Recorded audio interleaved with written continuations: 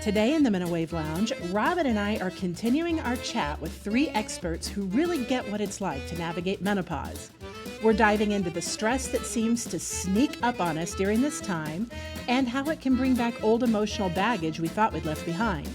We'll talk about why managing cortisol is so crucial, how stress can mess with our eating habits, and even explore some surprising alternative treatments that might just make a difference. So, if you've been feeling the pressure, grab a seat with us. We're unpacking it all with the experts, and you won't want to miss it. Hi, everyone. Welcome to the Menowave Lounge, hot flashes and cool conversations. And today we're continuing our conversation with three wonderful experts. Yes, we were super excited to have three Menowave care providers join Robin and me in the Menowave Lounge. Today, we are continuing our conversation with Jennifer Gilliland, who is a registered dietitian and therapist, Dr. Manon Fielding, who is a menopause and anti-aging coach, and Vanessa Weiland, a nurse practitioner, clinical hypnotherapist, and Menopause Society certified practitioner. Ladies, welcome back to the show. Excited to continue our conversation from last week.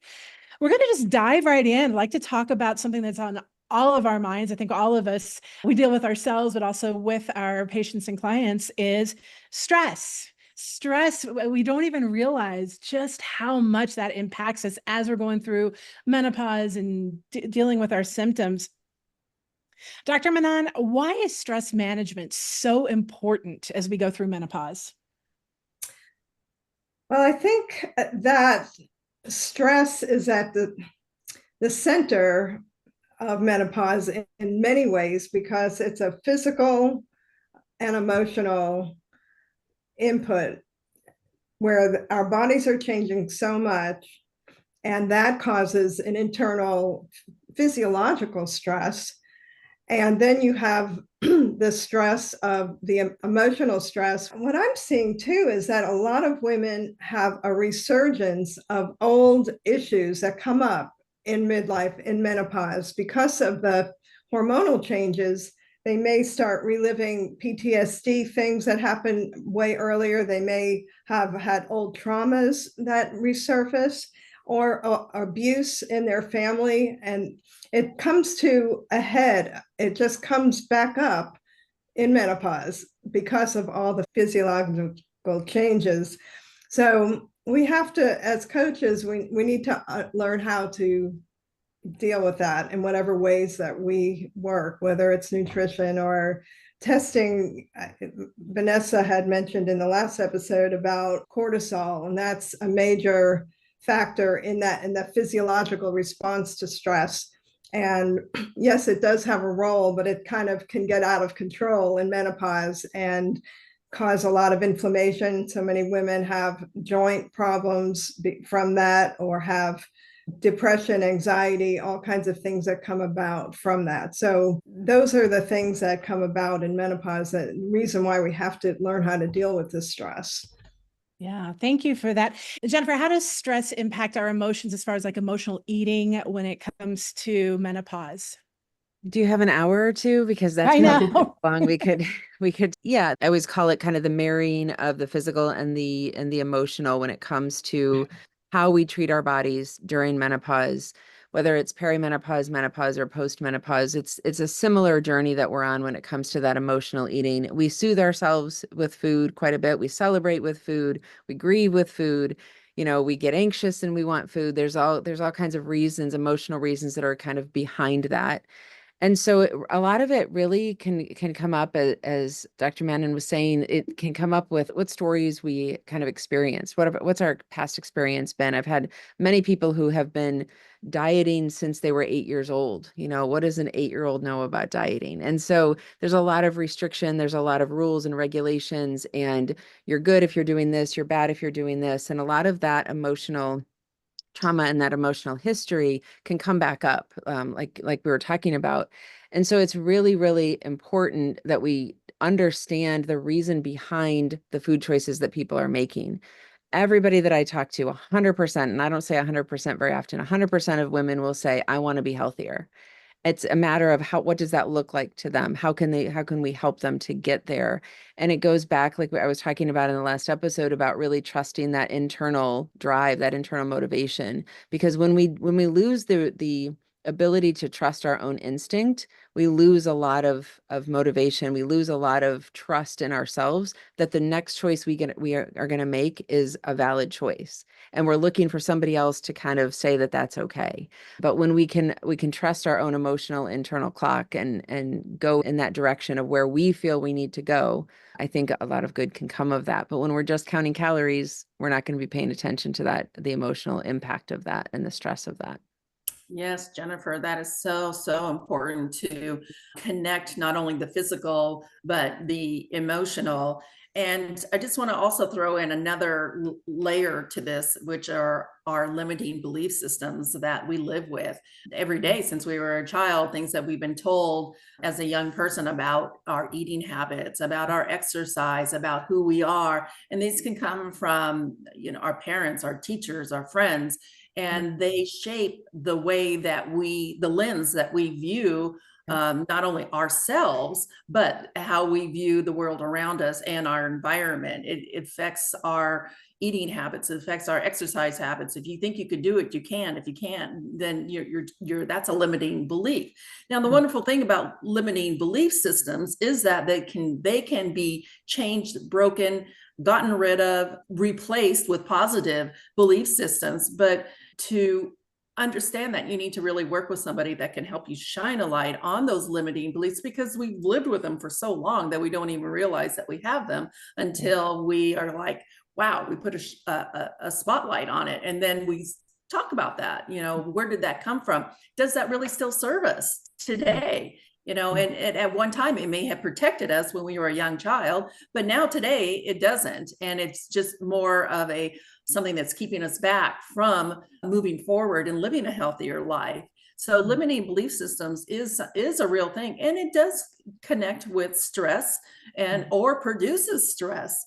And as we are in menopause and going through our menopause symptoms, our menopause symptoms actually amplify all those belief systems, all those insecurities about ourselves, all those fears that we've had, and it roars in our mind so many times. And how do we quiet that down? And like Jennifer was saying, how do we validate what's going on inside of us, and so that we can be empowered to make those changes? It's all interconnected that way. Yes, it is. Vanessa, do you mind walking us through what physically is happening when we're just constantly bombarded by stress, how that impacts all of our hormones? Do you mind sharing a little bit more about what's going on, just so we can really hammer home why it is so important to pay attention to our stress? Yeah. Well, we all think that we're still living in the Iron Age. What am I trying to think of? Cave people. And so when you think, oh, shoot, I need to respond to this email from my boss, your body doesn't know that that's what's going on. Your body thinks that there's a predator chasing after you. And so it gets your body ready for that. When it releases the cortisol, that sends all the sugar out to your muscles so you can run.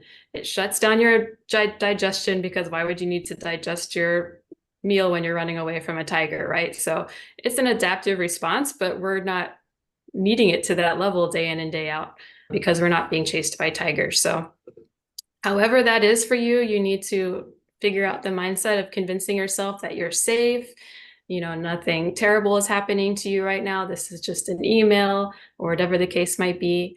A lot of people don't realize, but stress and trauma can literally change your genetics. It can change which genes are turned on and turned off.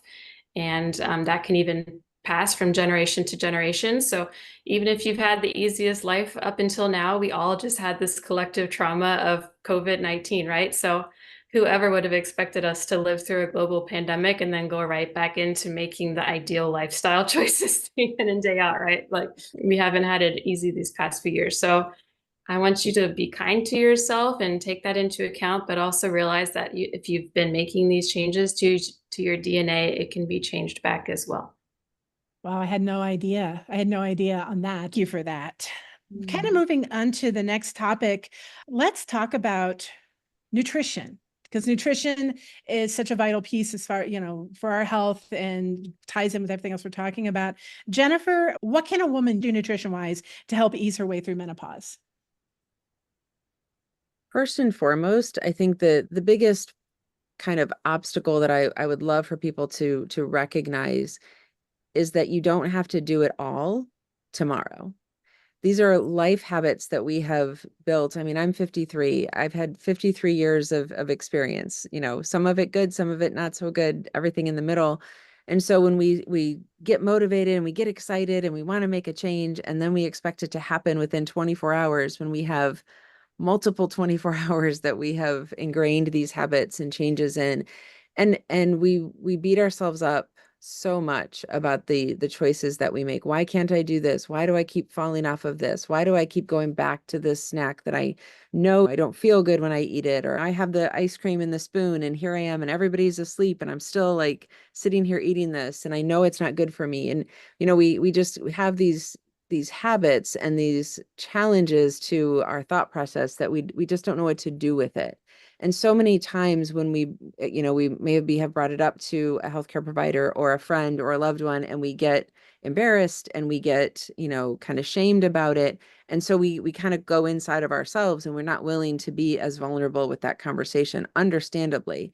So it's important that we really start to find the people that can, such as, any of us, or if there's a family member that you feel comfortable talking to, just starting the conversation, becoming really open and honest with what's getting in the way, what is it that you want to achieve, and then figuring out how to make that happen in the best way for them.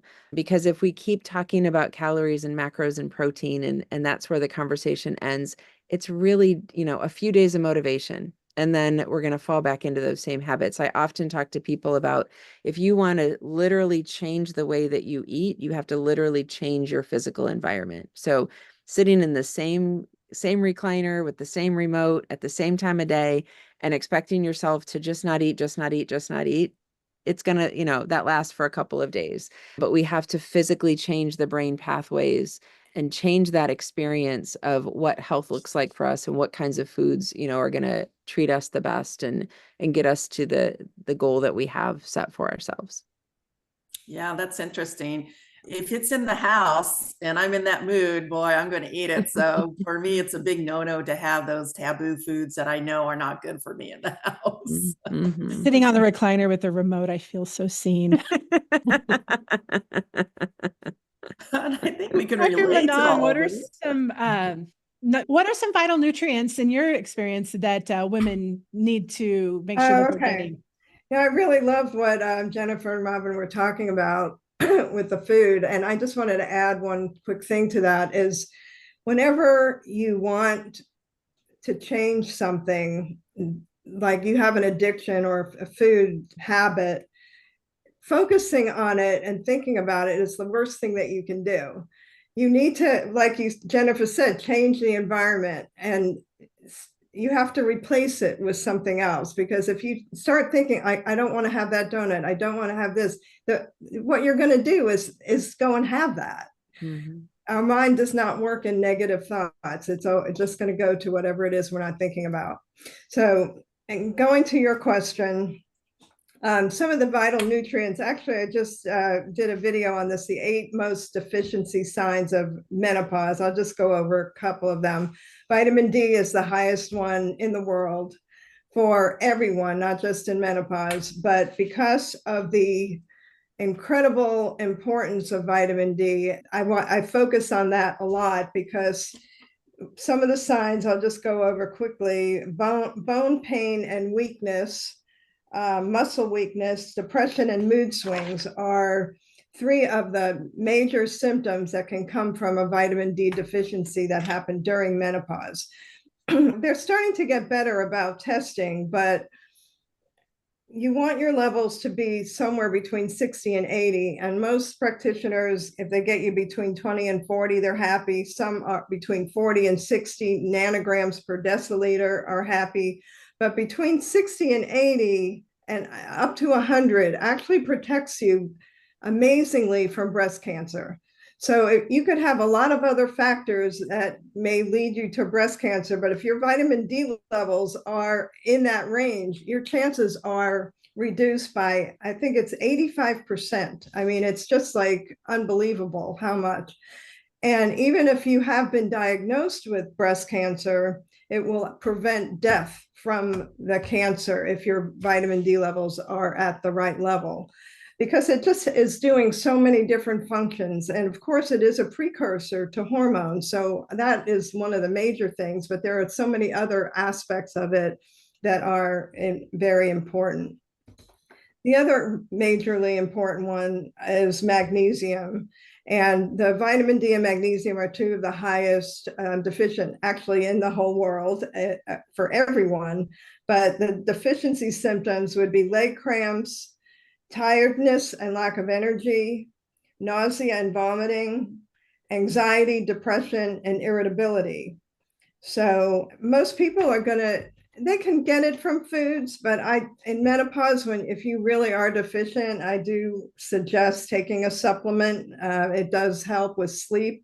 I take a supplement that has 3 different ones in it. It has glycinate, threonate, and taurate, because the taurate actually can go through the blood-brain barrier, and it really helps with the brain function and sleep and calming even more than the others, because magnesium is another one that has a lot of different functions. So, like I said, with the leg cramps, that's something that I really suffered with and found out about the magnesium.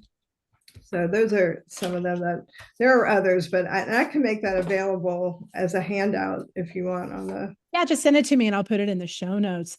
Thank you for that. Vanessa, do you have anything to add to that? Yeah, another one that we have a harder time absorbing in older age is vitamin B12. So particularly if you're trying a more plant-based diet, which is great for your health and for your menopause symptoms, but vitamin B12 naturally is in a lot of animal products. So that might be another one you consider adding. Absolutely. Well, I'm going to chime in with my favorite ones, which are the omega oils. I actually do borage oil, which I love. That helps with inflammation. It keeps my joints oiled. I can tell the difference when I don't take my borage oil or my omega-3s.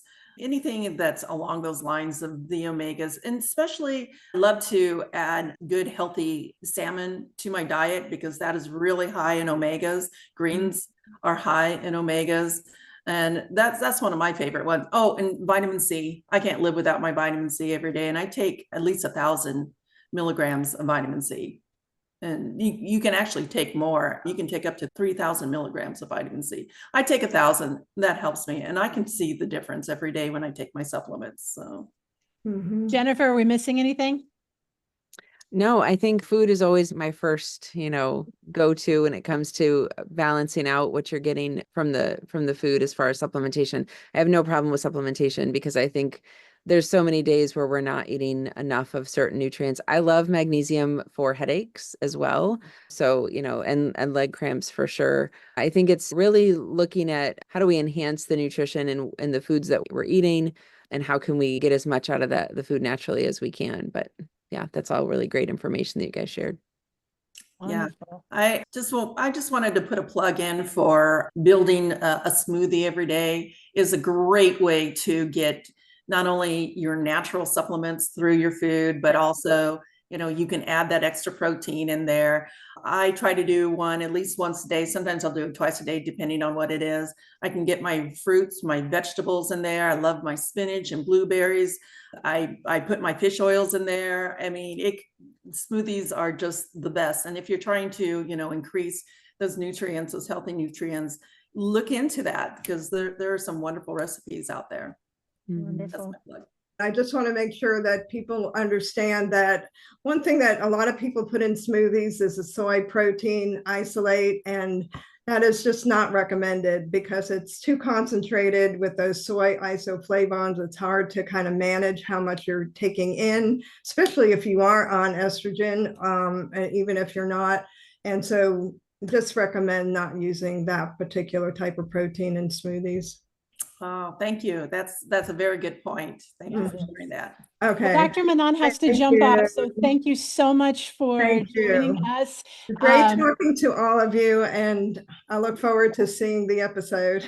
Yeah, absolutely. And we will have All our right. links down. Send those to me, and we will have Dr. Manon's links in the comments in the show notes if you want to get in touch with her or learn more from her. So Awesome. thank you so Thank much. you. Thank you. All righty.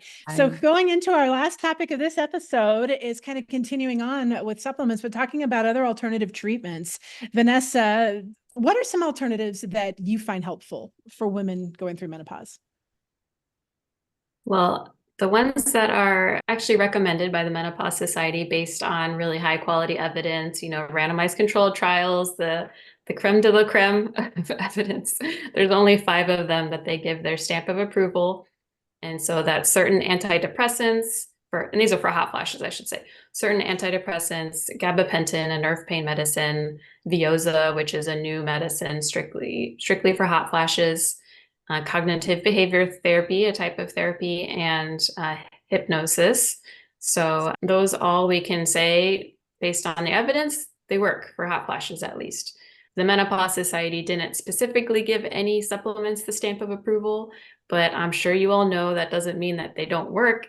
It probably just means the level of evidence is not such a high quality that we can say really confidently that it helps. So I'd love to hear some supplements that you've heard anecdotally help with menopause symptoms, and then I can kind of go through ones that I have found based on the research I can find.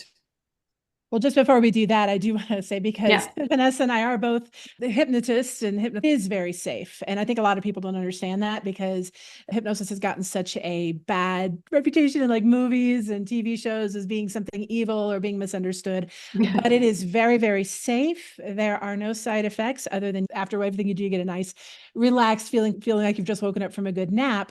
But you're always in control. And I think a lot of people don't realize that all hypnosis is self-hypnosis. So Vanessa and I could not give you a suggestion for anything that you would follow unless you truly believe that it was in your highest and greatest purpose. Your subconscious mind would be like, nah, I'm not going to go rob a bank. I don't feel like, doing something terrible, unless you just felt like that was a fun way to spend an afternoon.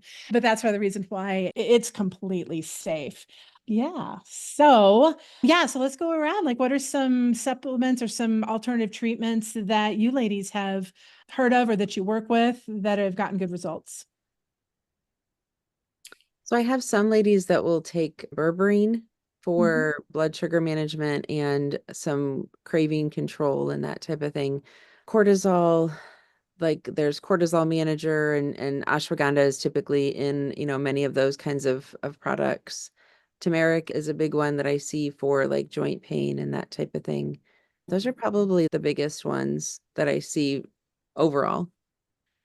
Good to You know, know. one of the ones that I take is mushrooms. Lion's mane is another one, and that helps with brain function.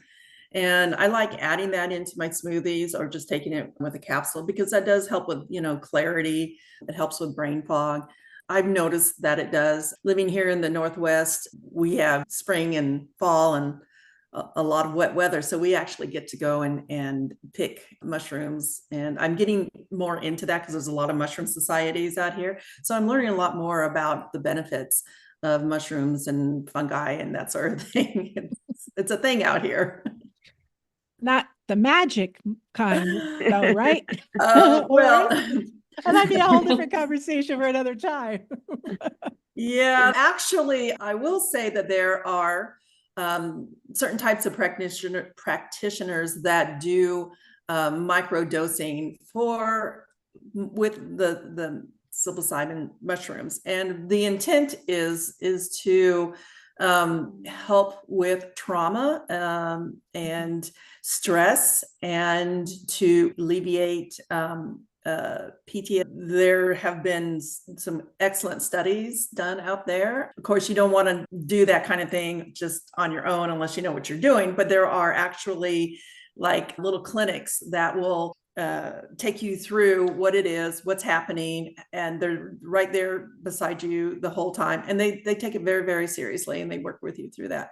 So that's something different from when we were in the 80s and mushrooms were Oh yeah, exactly. And I think Colorado is in the early stages of, I think it's legalized, but it's in the early phases of exploring that as a type of alternative therapy for that. So and that's kind of goes back into the hypnosis takes a lot of that, what people experience from what I've read and what I've seen in documentaries of like, it's a different way to take them into those states, to take them into that place to kind of reframe and rewire those neural pathways away from the trauma into something that works better. Hypnosis has been around for a long time. And again, I'm not opposed one way or the other. I mean, anything that helps people. But when people are like, well, that's the only thing that'll work. Well, hypnosis, let's take a step back. It's been around for, centuries and very powerful tool in that. I also wanted to address along those lines, I have seen women talk about using marijuana as a way of reducing stress. So I know these are like way out there, alternatives, but there are other alternatives that can help reduce stress. However, you want to be really careful if you do partake in that, just because it can, really mess up your diet. Exactly. Yeah. And I don't think that it's still not legal either, but there's a lot of states that are legal. And once again, we are not advocating for any of these. If you want to know more, talk to your doctor about them. We are just saying that these are other alternatives. If you look in the menopause support group, it's a conversation that's come up many times, and it has. People talk about it. And those of us that live in states where it is legal, I hear good things. I hear people that it has helped them with sleep. It has helped them with the anxiety. Again, I don't think the cannabis is really that far out there. I've seen a couple surveys where maybe 20 or 25% of women try cannabis, not necessarily THC, but maybe even just CBD for different menopause symptoms like sleep, anxiety. The thing that seems to have the best evidence with cannabis is for pain. So if joint pain is one of your big issues, that might be a reason. And some people respond well to even the topical CBD if you feel weird about ingesting it. You can even give CBD to your animals too, for their pain, for their and their fireworks stress. I think a lot of dogs have fireworks stress, and I see in my Facebook scrolls people talking about that. It's like, okay, well, I'm going to give. There's like CBD for pets. There's a lot of really good information out there nowadays to understand what it is, dosage, things like that, and there's a lot of different ways of doing it. So be careful when you're doing that. Make sure that especially if you're digesting it, be very careful, know what you're doing, and have a backup plan. But I want to put a plug in for examine.com, which is a website specifically for looking at supplements and the safety profile and recommended doses. And I use it a lot. There's a paid version, but there's also a free version. I just wanted to mention it because I looked it up quickly for berberine. Oh yeah. And it says it's generally considered safe, but there's not a lot of long-term safety data, but it can cause stomach upset and maybe even actually hypoglycemia because like Jennifer was saying, it does work to lower the blood sugar. Yeah, I appreciate you looking that up. I always get like a bottle of it, and then I'm like, oh, I know that I had read it somewhere, that maybe that was older information as well, and it hadn't been studied as much, saying take it for a certain amount of time, but then give yourself a break, give your body a chance to adjust. But I appreciate that because now I've got my berberine down there, and I can just keep taking it then. As far as hot flashes, the things with the best evidence are those with isoflavones, which I think was mentioned earlier. It's kind of like it's a plant compound, but it mimics estrogen. Mm-hmm. So although it can work, on the other hand, if the reason you're avoiding estrogen is because you have a history of breast cancer in your family or something like that, I still don't know if you want to consider it, because ultimately it's hitting those estrogen receptors. The one exception to that is black cohosh, which a lot of people use. Apparently that doesn't affect your estrogen receptors at all.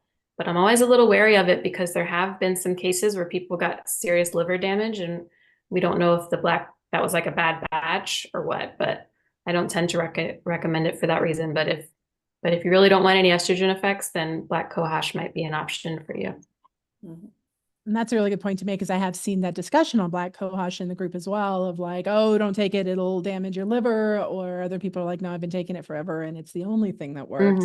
Mm-hmm. And so once again, just the message is, the information is out there. We're bringing it to you, find it out there, and then also do your own due diligence. Talk to experts who know, look it up, and really go with what works for you. And what works for me may not work for Robin. What works for Jennifer may not work for Vanessa.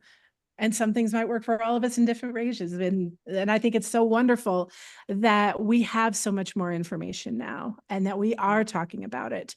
I've so loved this conversation. And once again, I just want to thank all of you for being on here with me and Robin to bring this information to the women that I know there's I know 2 years ago, I didn't know any of this stuff. I was also in denial that anything was going on. Oh no, I'm not hot. No, I'm not hot. I'm fine. I'm still young.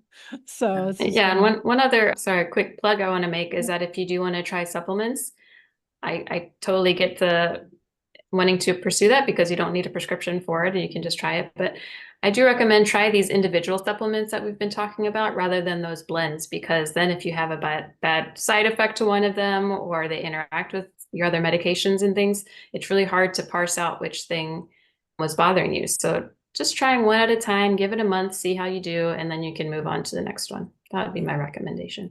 Yeah, and that is so true. And pick good brands. There's a lot of junk that's out there when it comes to the supplement world.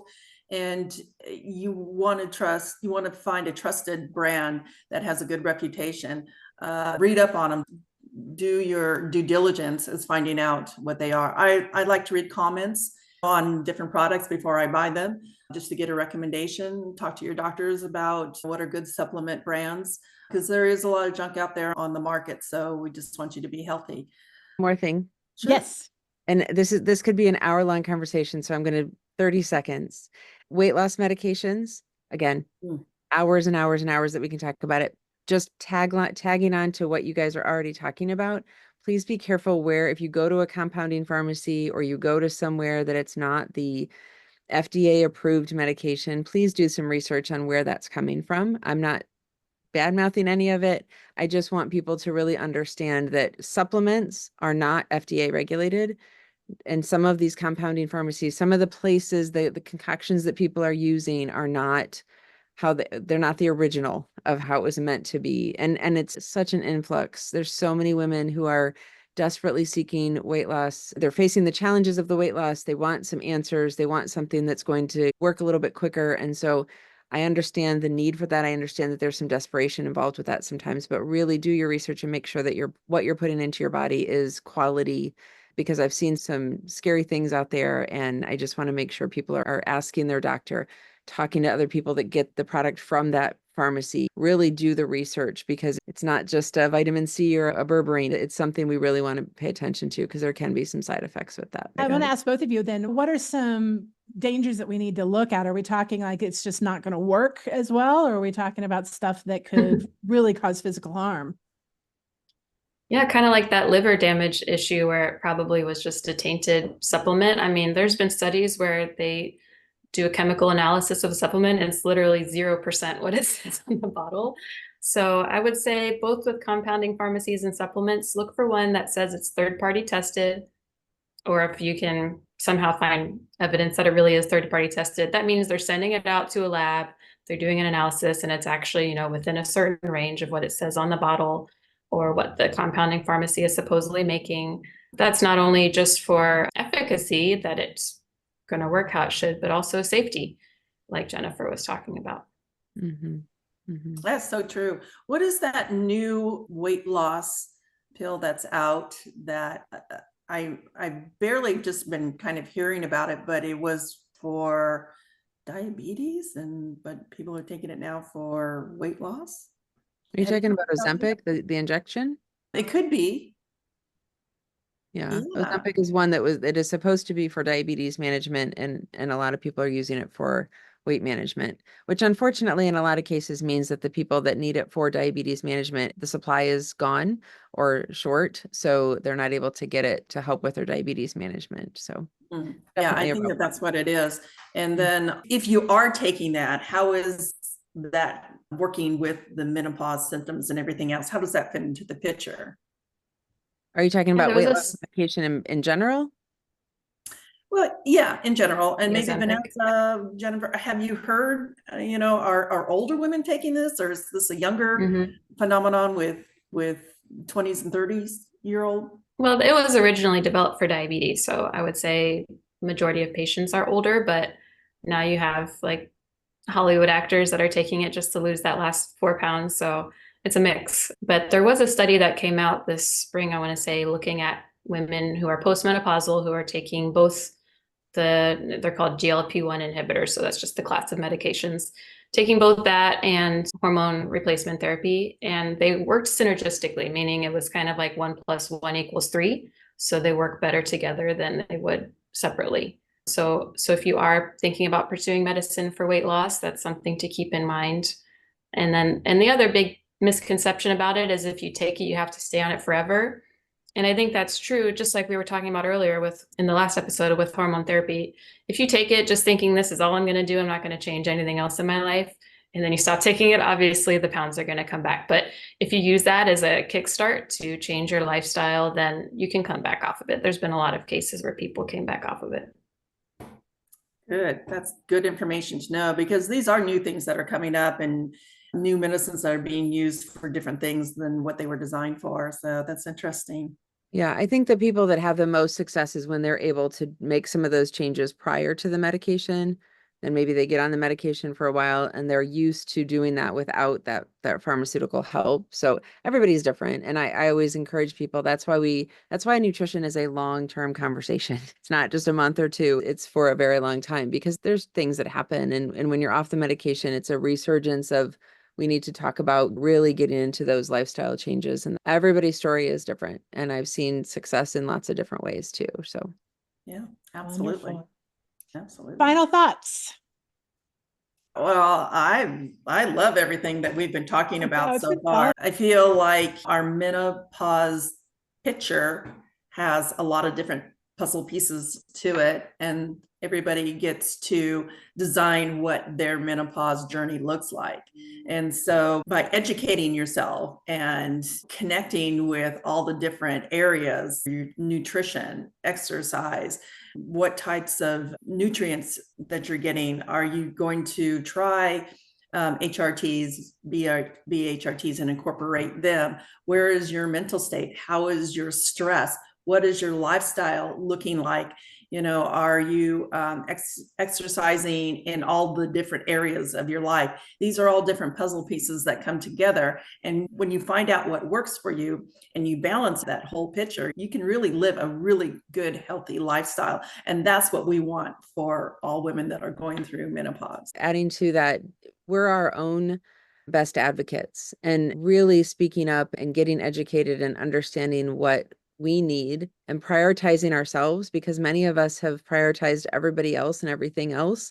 And now in menopause, we can't, it's not even a luxury. We can't do that. We really need to focus on to be the best person ourselves, and also to be there for the people that we care most about. We have to be able and willing to be able to put ourselves first in a lot of cases. You know, being involved in our own self-care is not selfish. It's actually selfless, you know, because we're going to be able to be there for the people around us, and we want to be our best selves. And I love my 50s. I think it's great. And I'm much wiser than I was in my 30s and 40s. I can tell you that. And I'm looking forward to continuing to learn from the other women in the group, the other care providers, and really just keep growing and challenging myself. So I'm super excited. I really encourage everybody in the group, comment, you know, have conversation, ask questions, because the more we're interacting, the more we're communicating, the more all of us benefit. So don't be quiet in the group, and everybody can really grow that way. Awesome. Vanessa? Yeah, I just want to put a plug in, like whatever resonated with you about, I want to work on my nutrition, or I'm thinking about hormone therapy.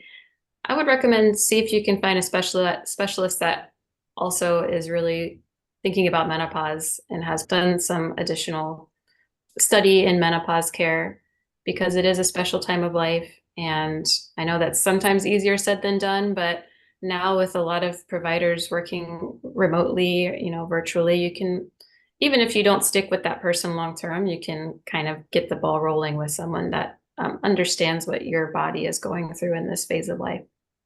Mm-hmm. Awesome. Marti, any final thoughts? Just once again, this has just been such a fabulous conversation. I want to thank Jennifer and Vanessa and Dr. Manon, who had to jump off, for joining Robin and me today in the Menowave Lounge and just asking those questions. If you have questions that you want answers to, someone did comment on one of our podcasts wanting to talk more about postmenopause. Thank you for that. We will put a show together. We will get experts on and discuss that. If there's something that you have a question about, no question is too big or too small. There is no stupid question. Reach out to any of us and ask it. And we, especially Robin and me, and we'll get it into an episode. And once again, if you like what you hear from us, and if there's someone who said something that you felt resonated with you, reach out to her and have a conversation. Again, we're here just so that you all know that you're not alone. Nobody needs to go through this alone. I'm not going through this alone. I have my care provider friends who are educating me every day, and I have the support system of the group. I go out there and ask questions. I go out there and share, and it's changed my world. Well, thank you, Marty. And once again, I just want to say we have a Menowave retreat coming up in Sedona, Arizona, November 4th through the 7th. It's going to be at the Wild Resort and Spa. And we have a $250 gift certificate. When you play the Marvel of the Day, you can go back into our previous podcasts to find the word of the day, and you can enter in as many times. And there will be a link below, and you can find out more about the Menopause Menowave retreat. And it's going to be so much fun. All these wonderful care providers are going to be there. They're going to be talking about all these different pieces. And we just really want to reach out and connect. And this is a way for you to meet other women that are going through the same things that you are and enjoy a beautiful place in Sedona, Arizona. So please check it out. If you like our podcast, please subscribe, share it with your friends, and come back again to the Menowave Lounge. Hot flashes and cool conversations. Thank you, everyone. Thank you. Thank you for joining us in the Menowave Lounge. If you'd like to connect with Marty, Robin, our guests, or any of our expert Menowave care providers for personalized advice and support, head on over to our website at menowave.org and fill out an assessment that will match you with a provider who knows just how to help. Remember, you don't have to face menopause alone. Our team is here to provide the guidance and care you deserve. So, take that step towards reclaiming your well-being and connect with a Menowave care provider today. Thank you again for tuning in, and we'll catch you on the next episode of the Menowave Lounge, Hot Flashes and Cool Conversations.